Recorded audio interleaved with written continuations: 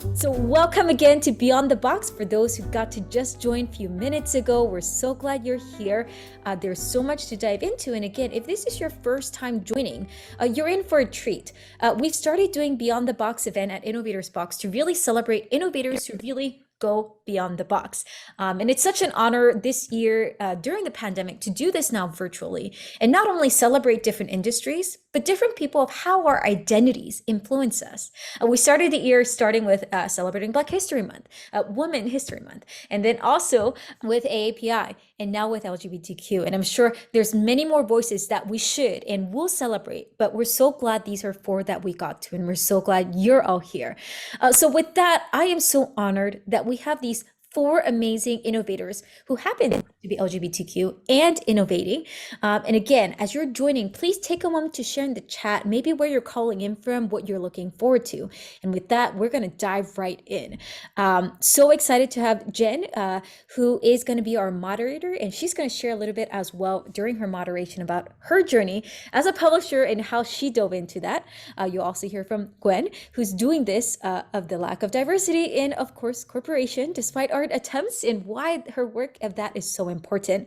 David doing that in data analytics and all that we know, and Zaylore, of course, doing that in law. So again, we're going to have a little bit of a treat, actually learning about different industries and spaces. So with that, I'm going to pin our speakers so that way it's a little bit easier for you to see them. And with that, Jenn, I pass it to you. Please kick us off.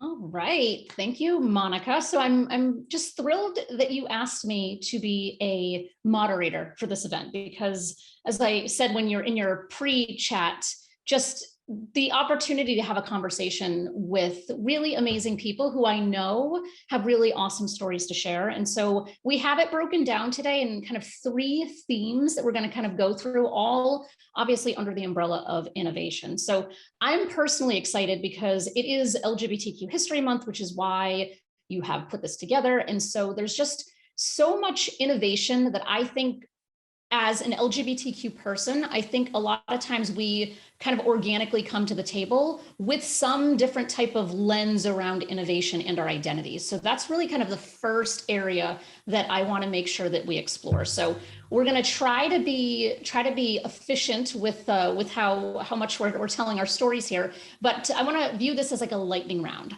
So I want to start with David, if you don't mind. And now, so the question really is about, how does your identity influence how you innovate? And I know when we were talking in our pre-panel conversations, one of the things that came up was you starting your business before you came out. So I'm curious if you want to kind of speak to that a little bit. Yeah, I'd be happy to. So hello, everybody. I'm David Ricciardi, and I did start my business Proximo before I came out. I came out relatively late in life, in gay years, very, very late. I think that really, made a difference in terms of, I guess, the way in which I, innovate. And to kind of give a little bit of context, I had been in business, it had been just about almost a decade, actually, a little bit less than that. As a straight man, I was married, I have kids, I still have kids, but, I had, been in the market. I had been doing things with the company. We had employees, we have customers, we have all, everything you normally have as an entrepreneur. But then, things kind of changed. And if I look back on it with like the benefit of time and perspective, I can kind of see, how that really made a big, difference. I think prior, I think a lot of my mind space was being used for expressing myself in different ways that not a lot of people saw. It was a very small set of people, and then once I was able to really be free, and then I adjusted to my new lifestyle by talking to everybody I knew. It was customers, it was employees, it was friends, it was relatives. I think in hindsight, all that mind space that had been used for other things was now open for other things.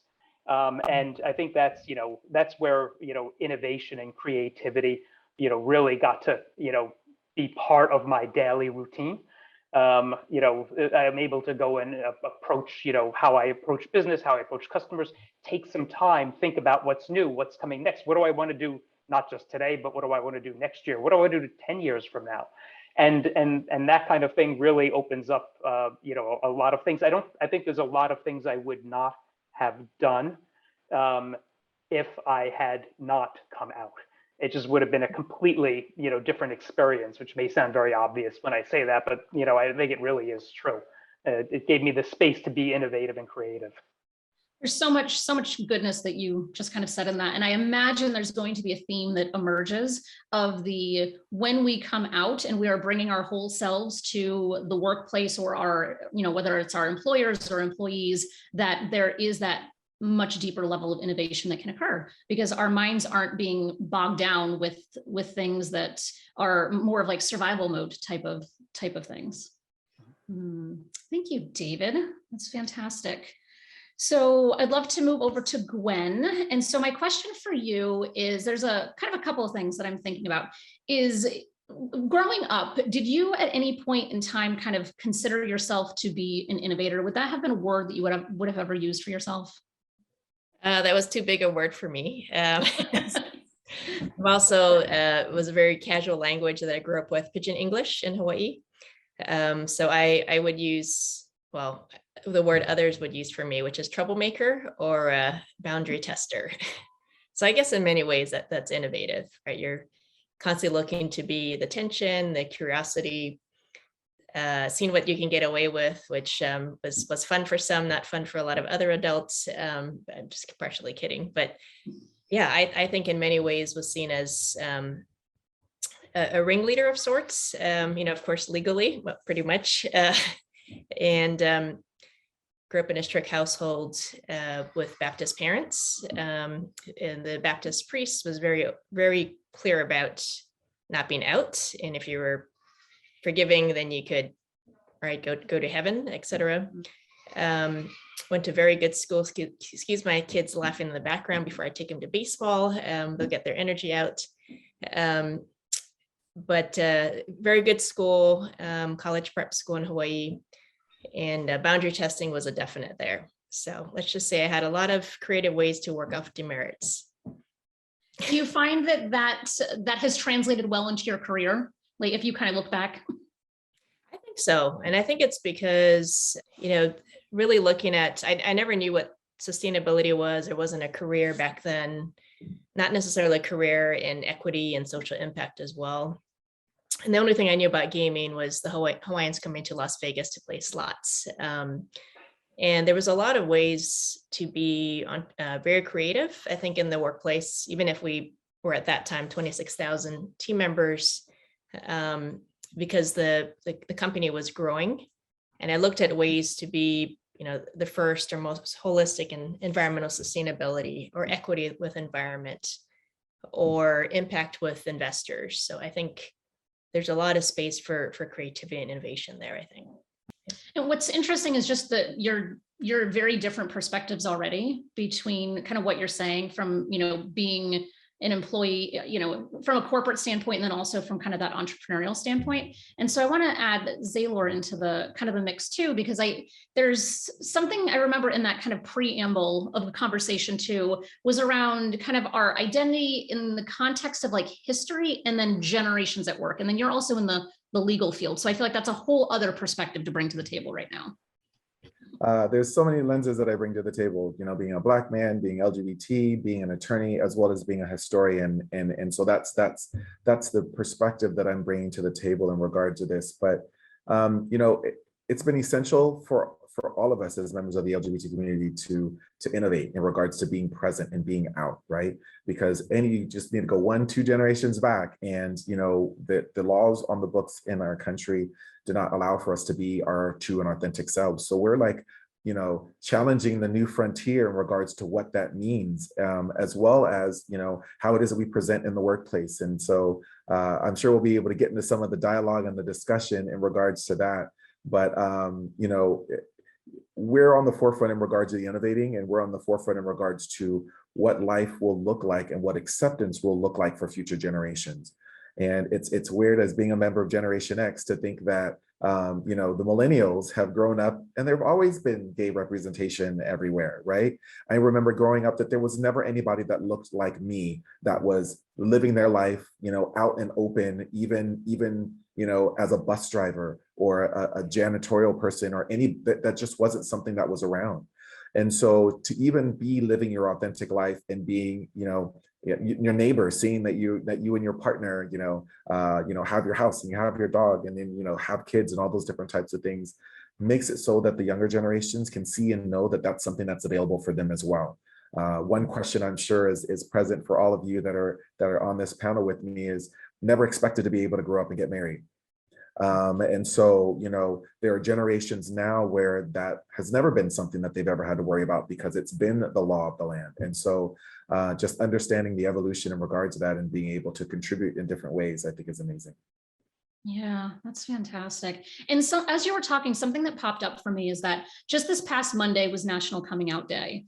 And I happened to get into a conversation with a friend who is not part of the community. And she was asking me why this needs to even exist still. And so I know that was not part of our previous conversation, but I'm kind of curious what all of you might kind of say to that, because I found it a little bit interesting because she's probably in her mid to late 20s. So not, you know, somebody that I would expect to be like, yeah, of course there needs to be a National Coming Out Day. Zaylore, do you want to kind of just address that or your thoughts on it?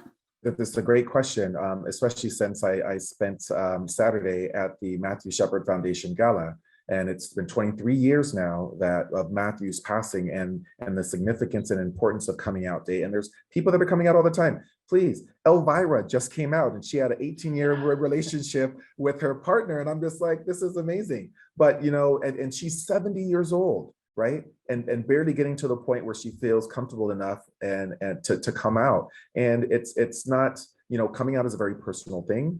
As we know, as members of the community and folks that aren't members of the community might not necessarily know, is that we have to come out all the time, right? You're at work, you're having a discussion with somebody, they say, well, what did you do over the weekend with your wife? And I was like, well, my partner or my husband or my boyfriend. And, you know, it's all these little situations where you have to decide how important is it for you to come out in this moment? Is it important for you to come out?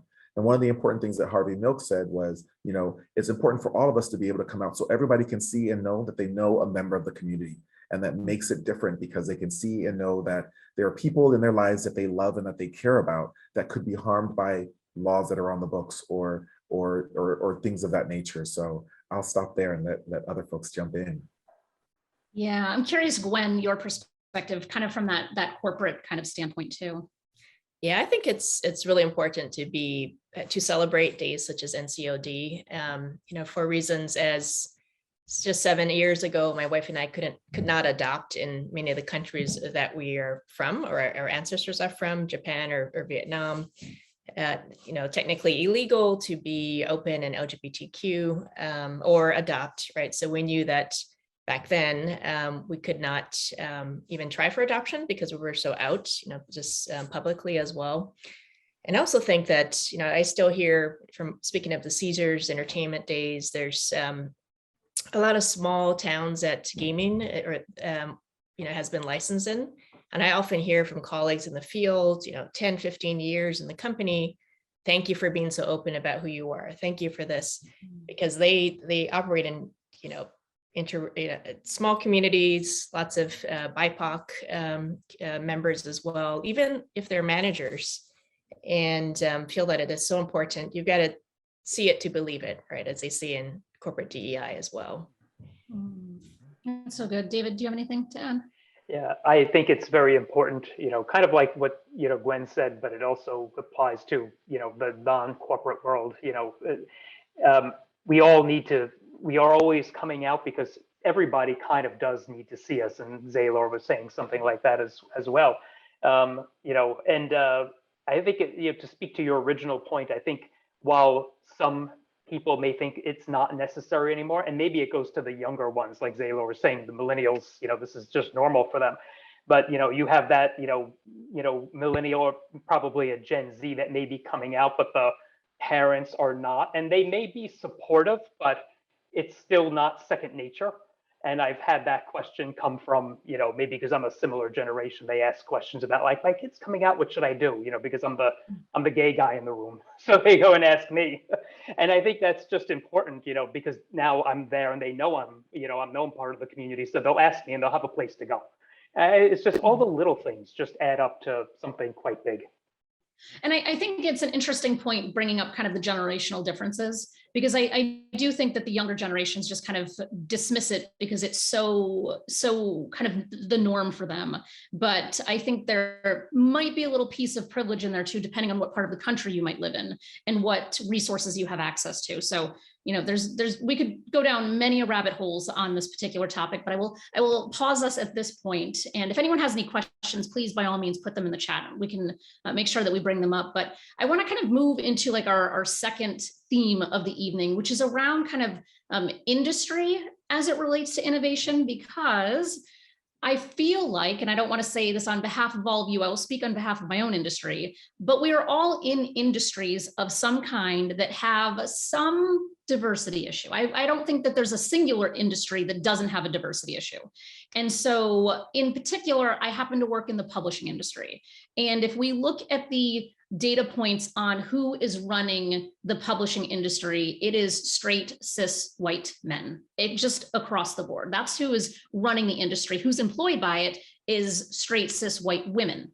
And so there's just a very big disparity in publishing in particular. And it's something that I have, since I started my company back in 2015, really made sure that we're always leading with, like, how are we always bringing in voices that aren't being served or heard through those traditional publishing means. So I don't necessarily think that makes me innovative in any particular special way. I think it's just kind of inherently who I am because of my identity and why that's meaningful to me. But I want to kind of go through and ask each of you some specific questions as it relates to your industries. And I want to start with Gwen, because I know that you are involved in a lot of communities and boards. And so there's kind of that corporate component related to employee resource groups. So if I were kind of just, because I have like 1,000 questions, but I'll narrow it down to one. Like, what could we do to lead change within organizations that are outside of that very blah, let's start an ERG? Like, that seems like an obvious given. Like, what other things might there be for people to lead change? Yeah, I mean, that's a really good question. I think advocating to standardize what success looks like, right? Because in so many thousands of companies, you have ERGs, but they're not to scale and they're not measuring success in the same way of promotions or promotability or growing the pool of LGBTQ candidates within that range. And if it is DEI on the representation era, it's usually gender and race, but right, how many companies actually measure progress and incent development of their management team from a more holistic view of diversity inclusion? So I think that's a big one. I mean, even in the financial sector, when you look at who's funding public sector companies, most of them are looking at as women on boards or maybe race on boards or representation, and it's very, very limited. And only the last couple of years, right, it's been around race. So I think there's a lot of advocacy that could be promoted from those within and outside of companies to really, in many ways, pressuring the public companies first in looking at, measuring apples to apples versus, I have 1,000 quote unquote LGBTQ, but yes, if you have 1 million team members, then how big is that, right? If everything's all about numbers and inputs rather than outcomes, I think that could. Is there anything that an LGBTQ employee who is working for, I guess it doesn't even have to be like a Fortune type of size company, but is there anything that you would kind of maybe recommend or throw as a tip for somebody that they might be able to take control over and do for, within that organization? Yeah, I think even taking, say, for example, Human Rights Campaign, even if you're, say, a company with 100 people and you look at their workplace equality index, or you take the diversity equality index as well, but HRC, and having your company follow those standards, and if they will meet a 90 or 100, great, right? Because HRC's piece looks around the policy, procedures, and advocacy. I think that's huge as well. So it's free, it's accessible. You could look at it and get board or owner support on it as well.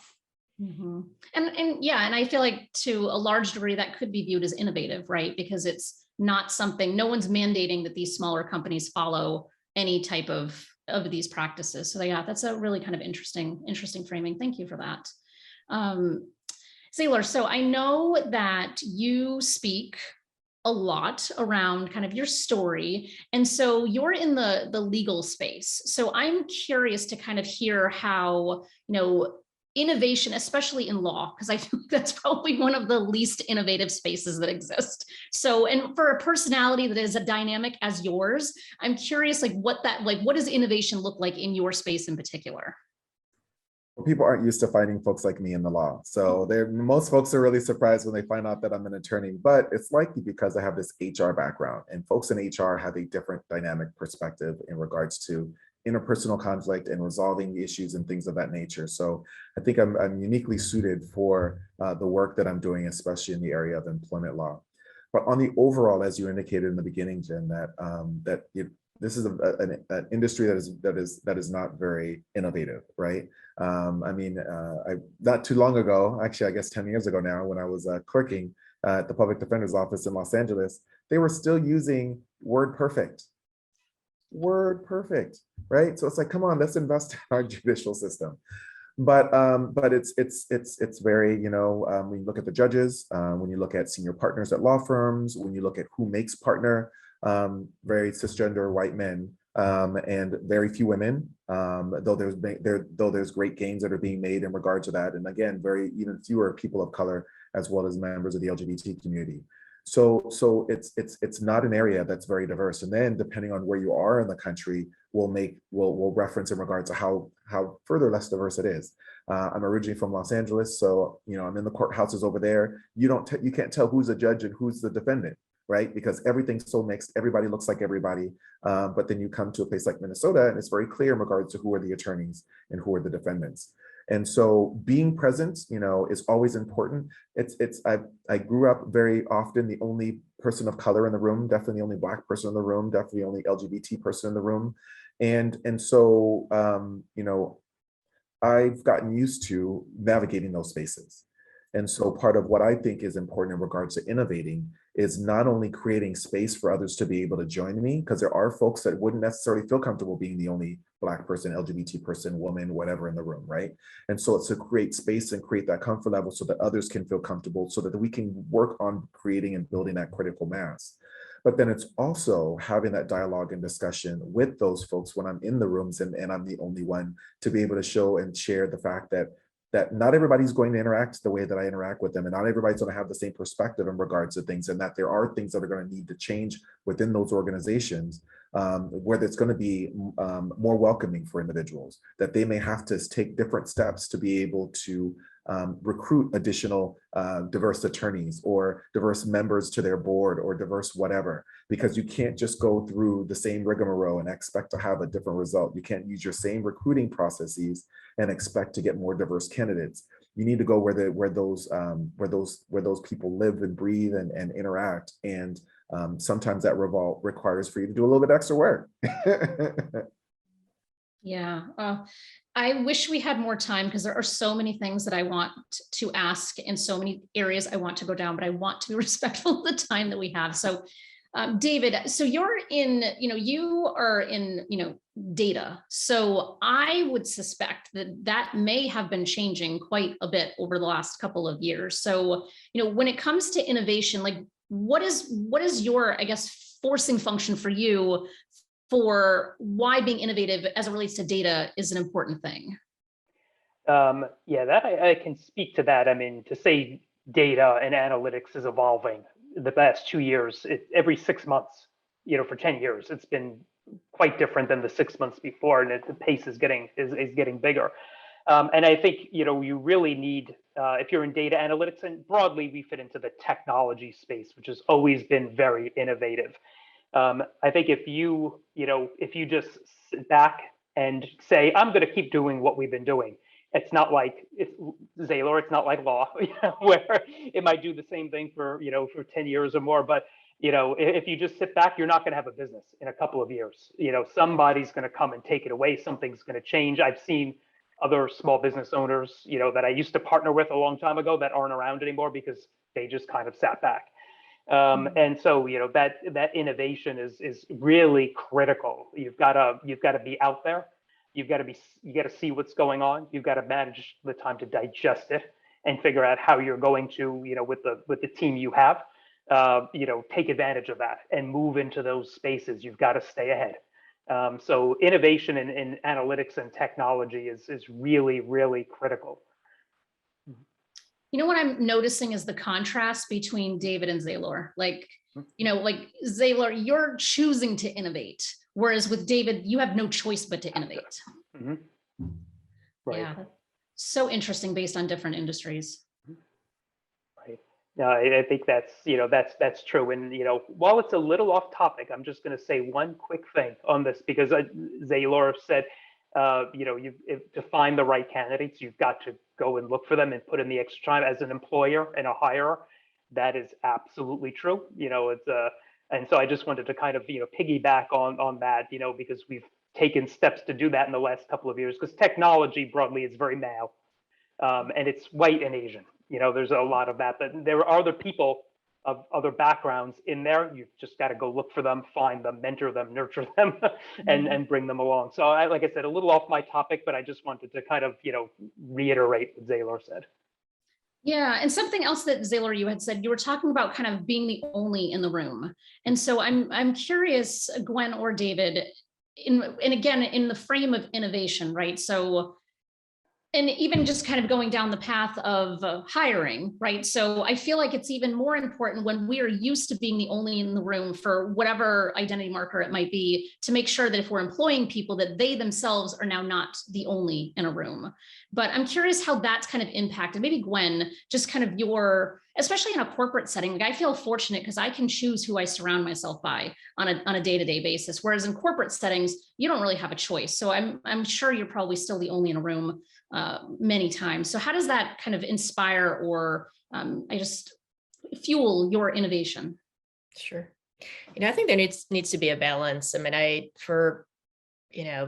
lot of my life, I didn't realize that I was a minority, for example, until I came to the US mainland, and I realized that I was a minority, like a real minority, Japanese American, or we might have had 5,000 people living in Las Vegas when I moved there a couple of decades ago.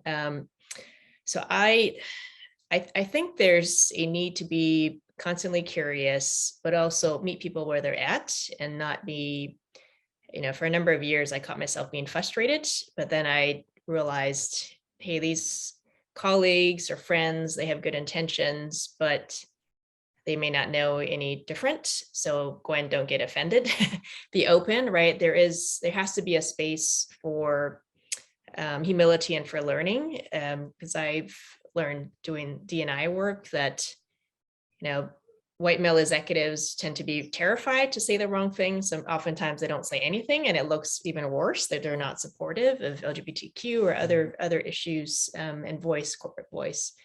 So I think it's really important to use the discomfort, because I felt really uncomfortable for many years. I couldn't relate to the food my colleagues ate, what they did, what they spoke about, even the language, even the terms they were using. We're all quote unquote speaking English when I started working to different areas of departments on the US mainland. And I think just being comfortable and finding that my difference will start to shift that group of homogeny to innovation, right? Ideally.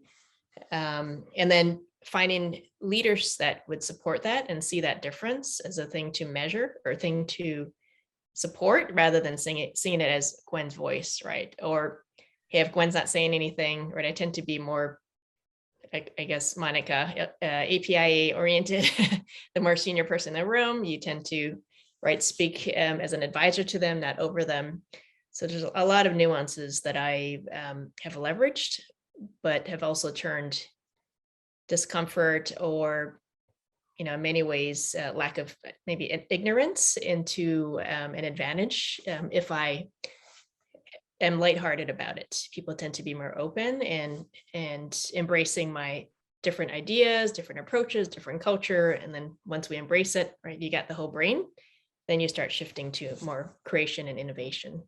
That is so well said. And actually, I feel like is a really good kind of tie up and leading into the next kind of area that I want us to cover pretty briefly too, because I know that we want to have time for Q&A. So whoever has questions, please put them in the chat so that way we can address them in just a few minutes. But so one of the things, like what you were just really tapping into, Gwen, was around mindset.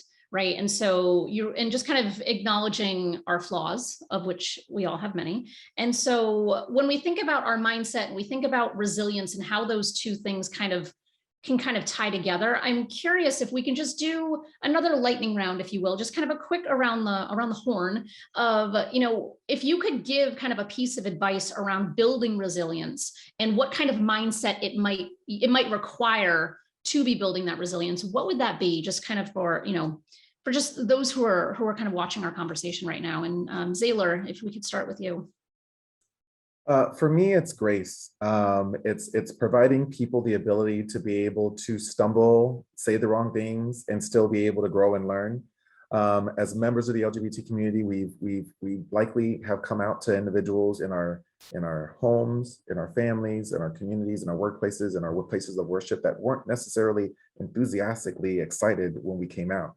And yet we provided them with the time to be able to grow and learn about the community and come around. And so, think about whenever we start getting frustrated with individuals, think about the grace that we provide to those other individuals in our lives that have now come around. And so providing that grace and that humility during that time, I think is important. That is really good. Really good. David, how about you? Yeah, for me, I think it's the connections to people.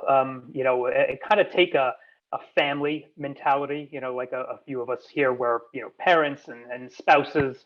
And, I think, taking, that the same type of care that you give to family and receive from family, extend that to everybody around you. So we're sitting here and I own a business, we're in a corporation, whatever it is. So I've got a team of people. And, I really try to, take everything they say into consideration. You really mentor, nurture them, know that, I'm there for them, they're there for each other. In turn, they're there for me, which then, gives us the space, to do, to be creative, to be innovative, to really move things forward. And so, I think that's really important. I think that, that team building is really important. Otherwise, you're an island.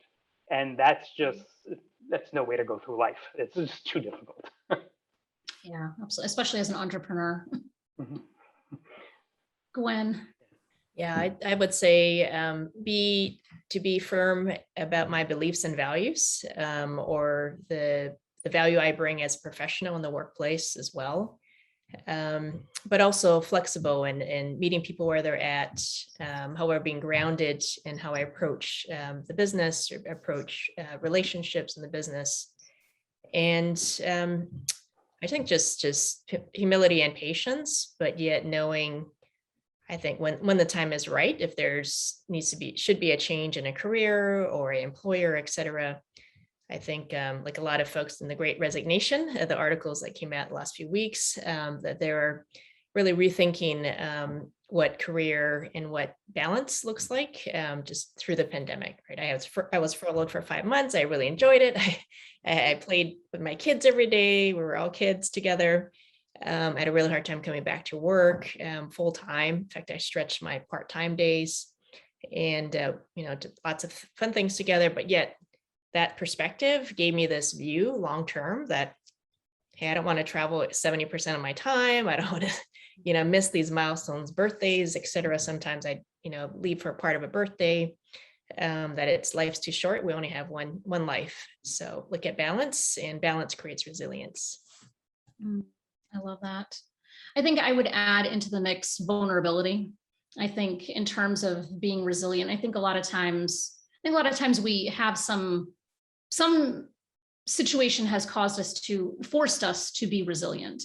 And I think the more that we can kind of show up and be vulnerable and just be our raw selves. And I try to stay away from the word authentic because I feel like that's so overused, but just kind of being like our messy raw selves. I think that gives other people permission to also be their messy raw selves, which then makes everybody a little bit more vulnerable. And I think when we're just more vulnerable, we can be more creative, going back to the whole kind of freedom of kind of coming out, right? Or which I was spoken about kind of at the top, is that when we don't have to worry about all of those things that make us who we are, we can be just so much more creative and innovative in what we do. So that would be the 2 cents that I would add to the conversation.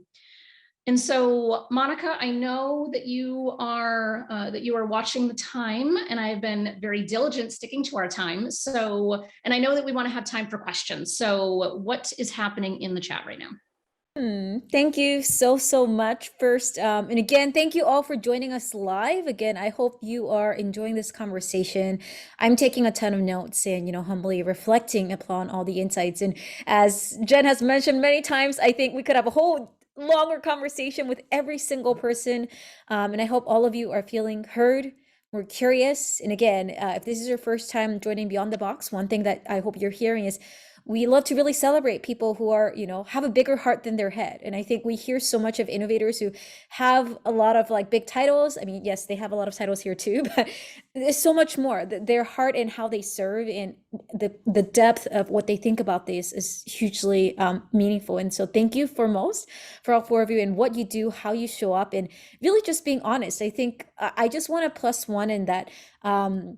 I know as a straight ally, and having one-on-one conversation with, not only with what each and every single one of you, but many others, that it actually takes a lot of courage and had time, again, Zaylore +1, to have to come out many times to be able to share this, the comfort level each one of you have right now. I know that's not taken for granted. And I just want to highlight that, everyone else who's listening or watching this again, wherever you are in your journey, please honor that. And if you see someone else that you are able to support, whether in their innovation and with their identity or any other parts, how can we all be of ally and support with one another? And allyship might, show up in related to our identities. I think we spoke about it in every Beyond the Box identity related themes. I see some folks that are in others, as well as a second component as an innovation, because I think that's part of the challenge. If we don't feel safe in the workplace to speak our minds for any reasons, then guess what? All those brilliant ideas are just going to be hidden treasures that we don't get to explore and, let the other folks get to open up. And how coincidentally, Mary, thank you very much for your thoughtful question. We'll love to build on this and really highlight. I'm going to do a shout out for Corey. I see you in the group. He is an allyship expert as well, who has been part of our other Beyond the Box series. So really grateful to have this. And we'll love to build on it, because Mary's great question is, have allies helped or supported you, and how can they be more proactive to support and help?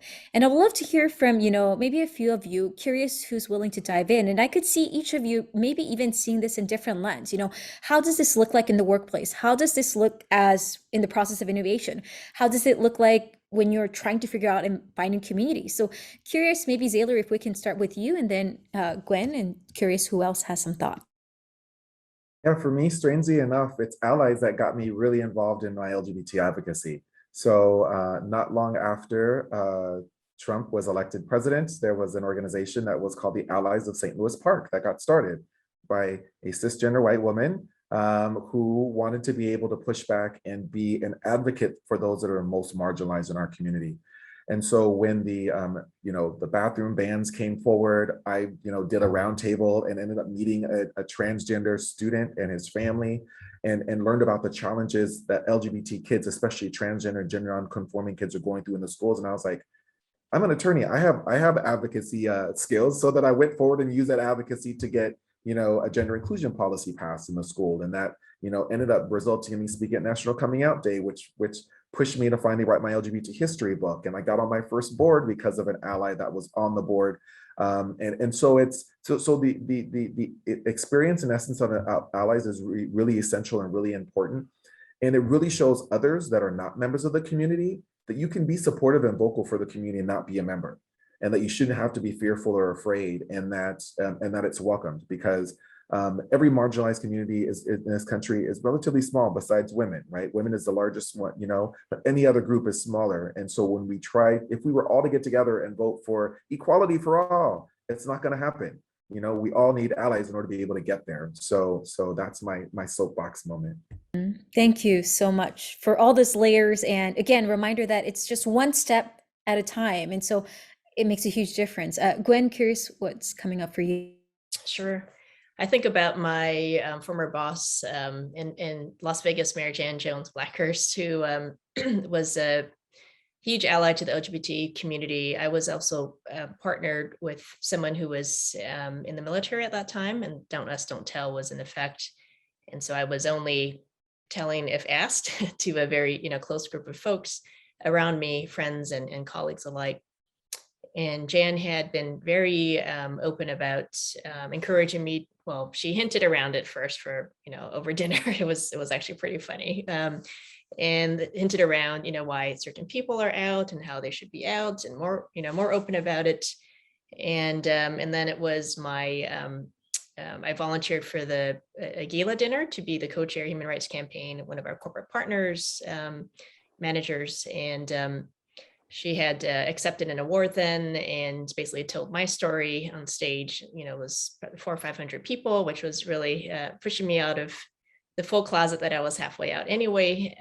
But I think allyship is, we laugh about it back then. We were just talking about it last week. This is 10 years ago or so in the workplace, 15 years ago actually. And I think about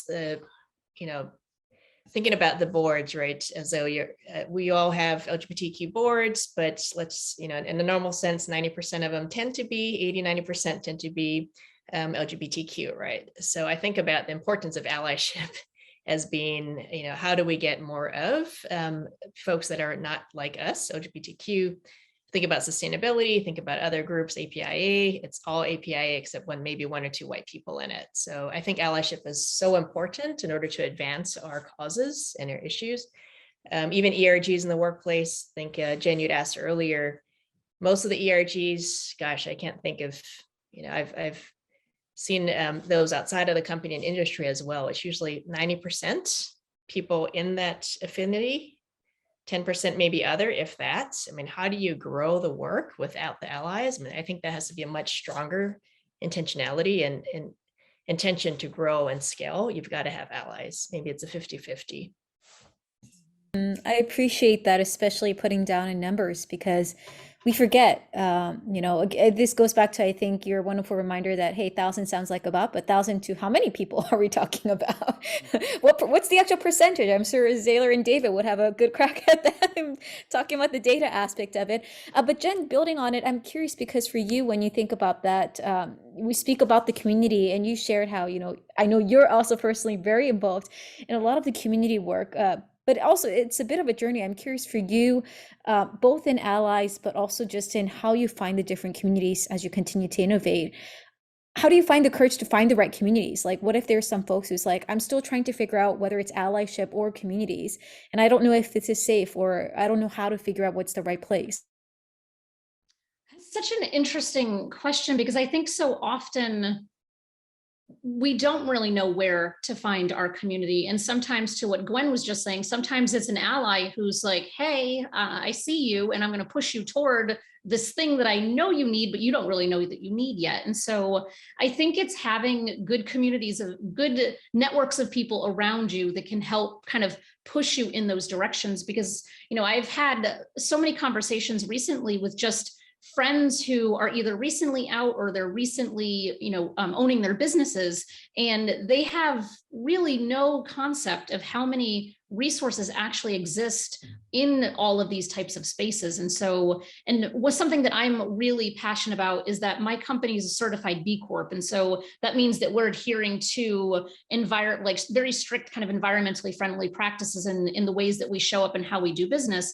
And what's interesting is we've been a B Corp for a couple of years now, but environmentally friendly practices and sustainability has been something really a passion of mine for my entire life. And so now just entering those new communities, like the LGBTQ community, like that's an obvious one. The women, I'm already in those communities and have been for like a decade and a half, but like the sustainability community is a whole different forefront. And I can see how overwhelming it could be to somebody who doesn't have experience in networking at all. And so I really think that to really kind of up level our abilities to innovate, I think we do have to find the right people that can help push us in those right places, which may or may not be allies. That's so powerful. And thank you for breaking that down and a reminder that this is not just about one or two communities, it's about all the different types of communities that you're part of. And as each one of you shared, how you never know, there might be the person who's going to nudge you to go on stage, as well as the one who's going to remind you, hey, show up to this event and or get involved with this board, and leading to many others. David, I mean, for you, I want to actually piggyback on some of the other aspect, which you brought up kind of in your conversation already about, even as a parent. I'm curious why, as an innovator, it's really important that I think as we innovate, there's a lot of innovation and like we think about our whole selves at work, but especially for as a parent, that also comes into family life as well. And you already hinted how sharing that had made a difference in school when others parents feel like, hey, can I ask you this question? And I feel we shouldn't take that for granted. I'm curious, like, what are other ways that as innovators we could bring our whole selves in other circuits outside of work that makes a huge difference also with the identity that we bring? Right. It definitely, this is going to sound trite, but it definitely, makes, it's definitely very helpful for, that generation after you, your kids and your kids' friends, for them to see, who you are and, and what you are.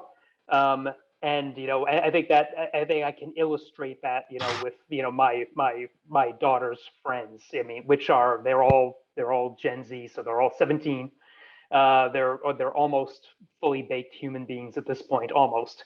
But they're so much different than me growing up in the 80s on Long Island, where nobody was out. I know there were a number of people in the LGBT community because I see them all on Facebook now.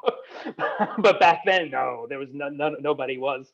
And today there's, she's got, she expresses herself, in a very fluid manner. They're not big on labels, but she's got 3, trans friends in her close circle of friends. They just view things completely differently than the generation before them and the generation before them. And I think in some small way, well, I wouldn't, claim to, be the reason for any of that. I think, what I do, what we do, what we all do, which is now seen at a national level, we're out there. And I think then that makes everybody feel comfortable with what they're going to do. So, and comfortable with who they are. And like Jen said before, I live in Brooklyn, so I'm in a liberal spot in a liberal city.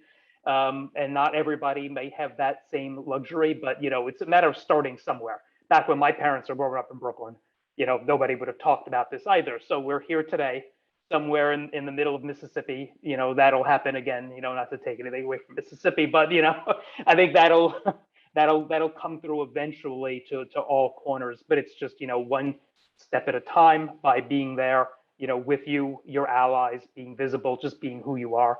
And, the rest will happen. It'll take time to get there, but it will happen. Thank you for sharing that and the generational aspects. And again, just a reminder that I know Gwen has touched upon this as well, that honoring that honestly, unfortunately, even at 2021, it's still not the same reality and the same opportunity. I think I'm sad to admit that I'm part of the other country of, being Korean American, Korea. I am sad to admit that growing up, I didn't know like this was like a right thing, because in Korea, like it's very like you're either straight or that's it. And I didn't know that was just the way it was educated and how we weren't informed that, hey, this is normal. And so I'm grateful that I had friends who like took me up and like, no, Monica, let me show you the world. As well as having the opportunity, and just all of you for, gracefully reminding that, hey, like, even if it's a small act, you just never know who somebody else, that's a reminder that they feel encouraged to know that they can speak up and they can be themselves. And so believe it or not, I know we're almost at the end. I hope everyone is enjoying. I feel like we're only just getting started. But one of the things I love to always ask at the end of all our panelists, including our moderator, is just leaving us with a gift of a question. And I love to do this because there are so many answers and quote insights and tools that we can walk away with. But I feel questions leave us with more open doors. So I'll throw the question out, and so that way everyone can think about it. But the question, I'm curious if each one of you can gift us a question. And whether it's like, how to be a better ally, how to be a better innovator as an LGBTQ person, how to just be a holistic self, no matter who you are, how to be a better innovator. What's a question we should all be asking ourselves as an innovator? Think about any of those contexts. And so whoever's ready to start, if you can. I don't know if mine's more of a prompt, not necessarily phrased in the form of a question, but I would say thinking about who can you go out and have a conversation with tomorrow that thinks differently than you do, not looks differently, not acts differently, but might have different value systems or belief systems than you do. Who can you go out and seek on purpose to help get a better understanding of the world? Yeah, my question would be, how can we live a better balance every day or every year, whether it be mental physical balance, mental physical behavior balance, balance of, if I turn my camera around, you can see I'm surrounded by trees. I'm in Seattle. We moved here because we want to be closer to nature. I last live in DC and in Vegas. I just think that we as a society, as a humanity, tend to be so distant and so I would say, thousands of miles away from our source of whether it be food source or nature source, et cetera. So the balance can be in so many ways: career balance, screen time balance. That's a conversation I have a lot with my kids, like how to rebalance and detach from the tech world. Sorry, Philip, David and sick, but I think balance is so important. Yes, I want to ask Gwen how she gets her kids off of the devices, but that's another topic for another day. Right. So I'm going to just be brief, and then I'll just give something brief before I lead into the question. And I will just say, my journey through this, a diversity world, more than the LGBTQIA world, has led me to engage with people that have taught me a lot about diversity in general, which goes to what a lot of my esteemed panelists have been talking about, how we're all part of different communities. We're not just LGBT, we're not just Asian American, we're not just Black, we're all these things. And that has led me to really engage with folks that were outside of my community. And that, I think, so my question is, who can you go and engage with and meet with, and who can you help? That's really the thing, either through a mentorship, through a partnership, through engagement, whatever it is, because you may start out doing it, altruistically, but you will get back more than you can actually imagine. So I'm just going to leave you with that question: who can you go out and meet that you can help in another community that you don't necessarily think of as my own community? I love that. It all continues to tie back to people needing to care for people. Zaylore. That's it. Absolutely. So I'll wrap it up by asking the question, what is it that you're doing, or what is it that you can do to help the lives of young LGBTQ folks today? And so is that, write a letter to your elected official that is not in support of banning conversion therapy? Is it, befriending a parent that has an LGBTQ kid and is working on, going through that process? Is it going to a school board meeting? What is it, right? But there are things that we can do, large and small, and even the small things make a difference, because if it changes the life of one LGBTQ kid, it's worth it. And the effort, really, it doesn't have to be that burdensome on you. So the question again is, what is it that you're doing or can do to improve the life of an LGBTQ kid? I love that. I think this is going to be one of the many sections. I'm going to go re-listen, want to watch it again, digest it, because the questions that each one of you have gifted us, and thank you very much. There's so many layers to it. The reminder that, hey, we're part of a whole ecosystem. We're one of the many generations. We're here because other people has helped us, who went out of their way to help. And I think at times we forget that we have the privilege, and whatever that sort is, for every person, it's something different, that it's only possible because somebody else stepped in and supported.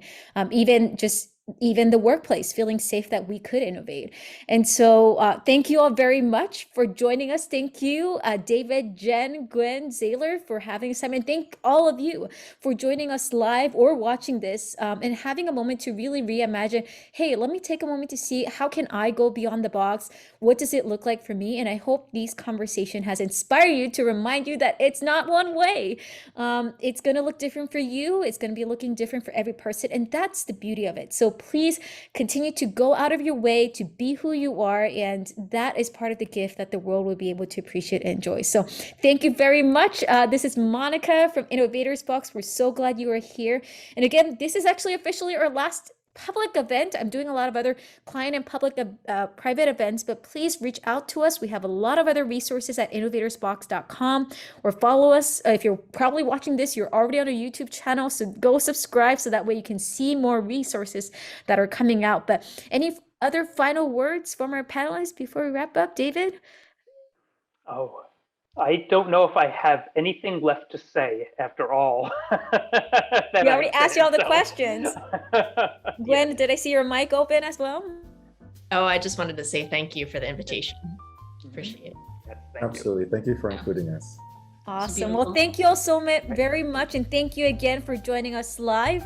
We're so glad you're here. And again, have a wonderful fall 2021. And again, wishing you a very great day and weekend venture ahead. Thank you. We'll see you again. Bye. Thank you, everybody.